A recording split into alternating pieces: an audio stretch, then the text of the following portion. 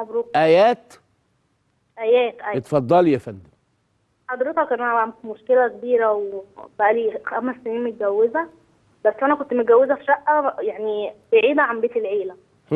دلوقتي انا في بيت عيله، جوزي نقلني في بيت عيله، انا متمرمطه ومعايا ولدين. ايوه حضرتك انا حماتي بتعاملني وحش، حماتي أيوة. سايبه بيت الشقه كلها اللي في البيت، انا جوزي معاه اخ وهو انا في الرابع وهو في الثالث.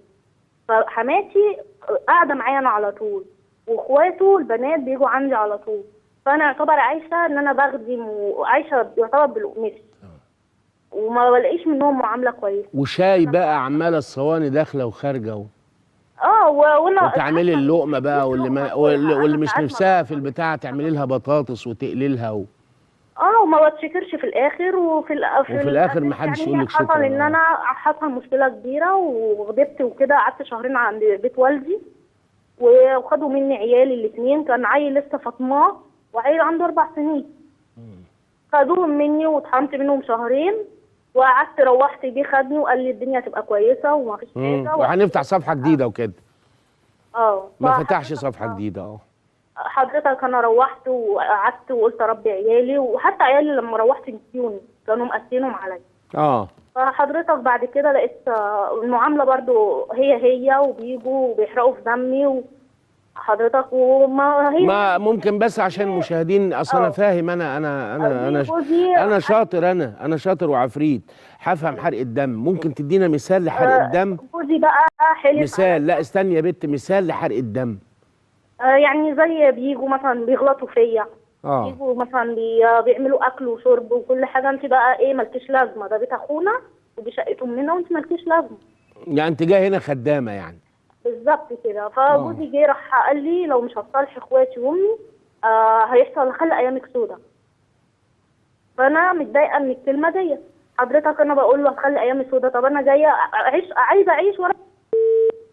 راحت هي اللي قطعت وصفرت اهيت، عشان في اخ كريم بيقول لي والنبي اصبر شويه عشان نستمتع بكلام المتصلين. هي اللي قطعت والله. برضو مثلها كثير. واحده تبقى قاعده في شقه، حماتها تيجي، اخوات البيه النضورجي اللي هي متجوزاه يجوا، هي تقوم بقى قاعده ليه؟ المطبخ. اجيب لك برضو بانيه؟ لا انا ما باكلش الا اصل الدكتور قال لي ما اكلش الا. طب عندنا الا اعمله لك وانا كمان يا نجوى. وتيجي راخي برضو حاضر من عينيا يا حبيبتي. التالتة بقى المطلقه الفاشله، بقول لك ايه، لا لازم يجيني دلوقتي ديليفري.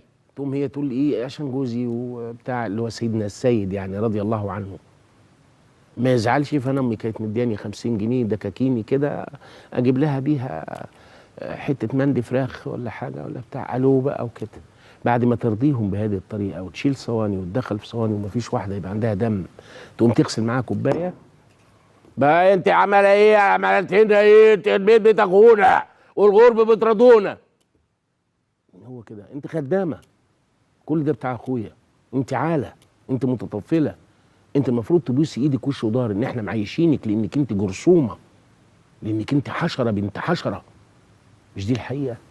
ده اني دين ده على اي مله؟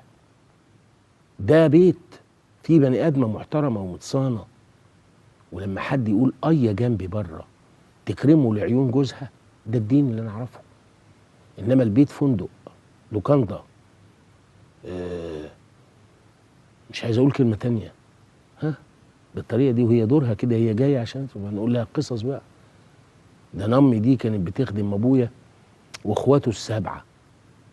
امك بقى كانت في الزمن الحديدي، انما دي الزمن بتاع العربيه الورق. النهارده كان زمان العربيات عظمها جامد، تتخبط ما تتاثرش. النهارده اي عربيه جميله وفيها اوبشنات وشاشبات واي حاجه كده تيجي مفعصاها على بعضها. البنت زيها كده، فراخ بيضه على راي ام محمد اخت الله يرحمه، فراخ بيضه